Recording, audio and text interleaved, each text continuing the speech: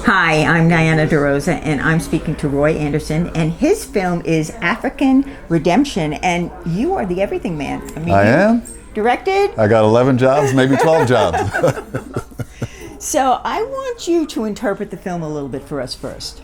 All right, well, it's all in the title, African Redemption, the Life and Legacy of Marcus Garvey. What I say to people is that Marcus Garvey, his whole life was dedicated to the project of redeeming Africa. And what do I mean by that?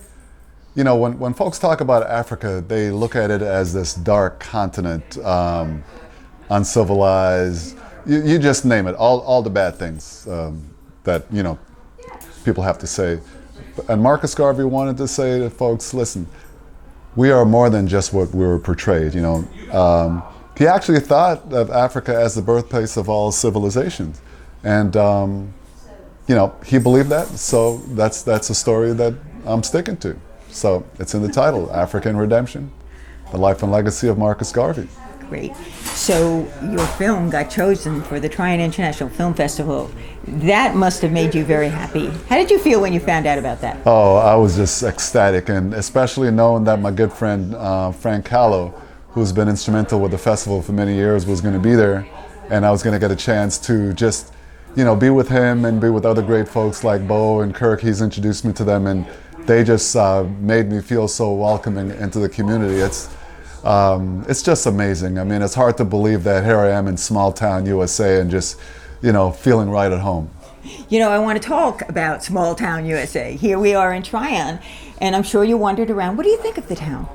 Well, I mean, I'm living some history. I mean, this is the birthplace of the Dr. Nina Simone. I mean, can't get any better than that. So we're always, I'm a student of history, and I appreciate, you know, these events, you know, in my life. Okay, so now the people that watch your film, what do you want them to take away?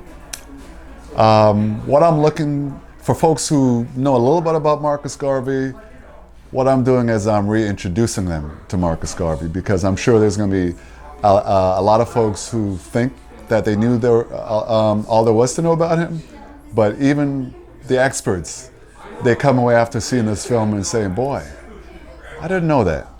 For example, J. Edgar Hoover, the whole program of COINTELPRO, the counterintelligence program at the FBI, a lot of folks think it started in the 60s, you know, with the Black Panther and Malcolm X and Martin Luther King, Nina Simone and people like those, but he cut his teeth with Marcus Garvey in the 19s, and that is a big misnomer that, you know, people thinking that it started in the 60s, but no, it started like 50 years, 60 years before that. Well, I want to thank you for educating us, because I learned a lot from the film. And do you have any last words you want to say? What's that? Do you have any last words? This is your chance. Yeah, the last word that I like to say is Marcus Garvey's famous quote, "Up, you mighty race, you can accomplish what you will. Whatever your race, you can accomplish what you will." And I support that 100%. Thank you. And I'm Diana De Rosa, reporting for the Trian International Film Festival.